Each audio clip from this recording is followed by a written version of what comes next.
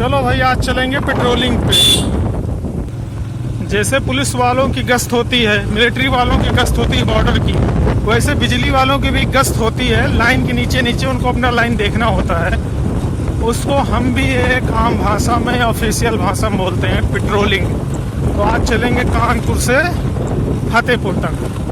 देखना इस बीच में क्या क्या होता है, इस पेट्रोलिंग में क्या क्या देखा जाता है, क्या क्या काम होता है। 5-6 पॉइंट्स का ध्यान रखना होता है। तो इस संक्षिप्त वीडियो में हो सकता है आपको पता चले।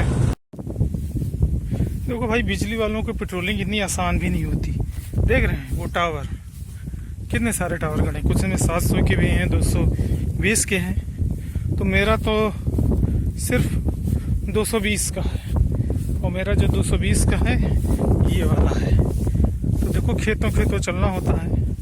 फसल सूखे समय धान की फसल है, और ये अपने टावर है।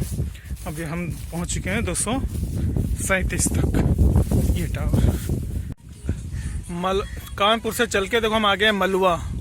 और ये देखिए पेड़ जो है ये सब हैं बैर के। और देखो हमारे को पार्टनर, और देखिए दादाजी हैं। ये आपको देख के लग रहा होगा कि ये जंगल है, लेकिन नहीं। लोगों को चढ़ता हुआ मदांध, जिसे ना मतांध होके लोग अब शहर की ओर पलायन कर रहे हैं। तो यहाँ पहले घर थे, लगभग 7-8 घर थे, लेकिन अभी जंगल में परिवर्तित हो गया। लोग अब नेचुरल ब्यूटी से जैसे हट रहे हैं। जहाँ शहर के लोग गांव की तरफ भाग रहे हैं, वही गांव के लोगों को शहर की ओर चस्का लग रहा है। जबकि इतना इकोसिस्टम, इको फ्रेंडली नेचर है कि यहाँ आपको 50% ऐसे ही कोई रोक टोक नहीं होगा। देखिए चारों तरफ आपको ऑक्सीजन की कभी भी कमी महसूस नहीं होगी। आपको बलगम की, दमा की, कोई भी प्रकार की बीमारी से आप बच सकते हैं। लेकिन क्या करें, आदत शहर की। वो शहर में क्या है जो लोग मूव कर रहे हैं, शायद शिक्षा, रोजगार। और वैसे यहाँ भी रोजगार है, इतना सारा प्लांट है, लोगों ने बाग लगा रखे हैं, खेती है, तमाम तरह के स्वरोजगार के अवसर हैं। लेकिन अब इसे समझना होगा कि लोग शहर की ओर ही क्यों मूव कर रहे हैं। उत्तराखंड में लोग कहते हैं कि मूव कर रहे हैं, उत्तराखंड नहीं, यूपी भी इस बीमारी से पीड़ित है।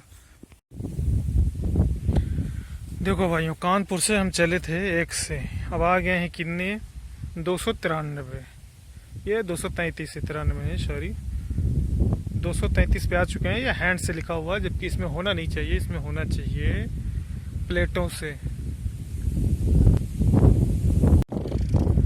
पेट्रोलिंग करते वक्त आपको इन प्रकार के जंगलों से होकर जाना भी पड़ सकता है, देख रहे हैं। और यहाँ पे आपको आबादी 1-1 किलोमीटर दूर कहीं भी नहीं मिलेगी। तो ऐसे में आप सुरक्षा कैसे करेंगे।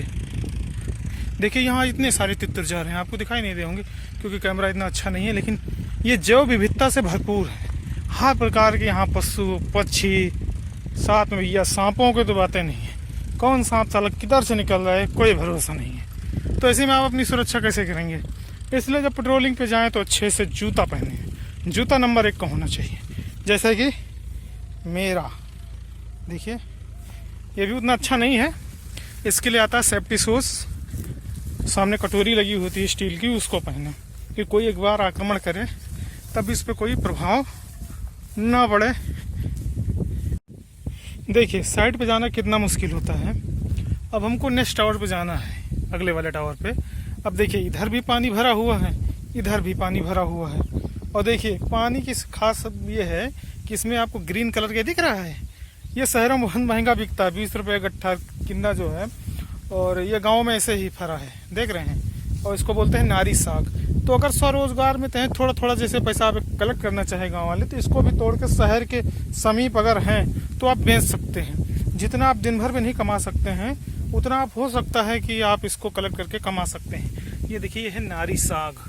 मैं भी खरीदा हूँ इसको, इस नारी साग को। और देखिए रास्ता नहीं है, अब हमको जो है थोड़ा सा लंबा रूट अपनाना पड़ेगा, तब जाके वहाँ जा सकते हो। क्योंकि गांव वाले देखिए अपना ये कांटा वांटा रखे हैं। अब कैसे मैं जाऊँ उस तक, तो हमको थोड़ा लॉन्ग रूट अपनाना पड़ेगा और दूर से होके जाना पड़ेगा।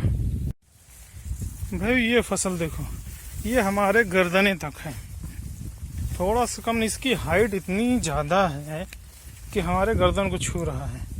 ऐसे में बेचारे बताओ खाद पानी कैसे डालते होंगे। देखिए दूर एक यहाँ से दिखाई नहीं दे रहा होगा, महिला भी बेचारी खाद डाल रही है। और हम निकले हैं अपनी पेट्रोलिंग पे, हमारे टावर्स वो दिख रहे हैं। देखिए, पहले के मुकाबले हम इतना बीमार क्यों हो रहे हैं? क्योंकि अब शहर में ही जहर नहीं है, अब गांव गांव में जहर है, खेत खेत में जहर है। देखिए ये पाउच देखिए, ये देखिए फिलिप्स पॉइजन, देख रहे हैं? अगर इसके सेवन से कोई कीटनाशक प्रभावित है या मर रहा है तो हम भी तो जीव ही तो हैं, बस वो थोड़ा सा छोटा जीव है और हम थोड़ा बड़े जीव हैं, अंतर इतना ही है। तो ये मत सोचिए कि अब जहर सिर्फ शहर में है, जहर सिर्फ फैक्ट्रियों के धुएं में है, जहर सिर्फ केमिकल में है। अब खाने में भी जहर आ चुका है और इसे निकालना अब लगभग नामुमकिन है। अब इसी के साथ लोगों को जीना ही पड़ेगा, क्योंकि अब हर फसल में जहर है, हर खेत में जहर है। जैसा कि आप देख रहे हैं, कोई भी फसल हो, यहाँ पे लगातार गांव में देखो अत्यधिक उत्पादन के लिए क्या हो रहा है, भैंसों को भी तरह तरह के केमिकल खिलाए जा रहे हैं, जिम में जो बच्चे जा रहे हैं तरह तरह के केमिकल खाए जा रहे हैं।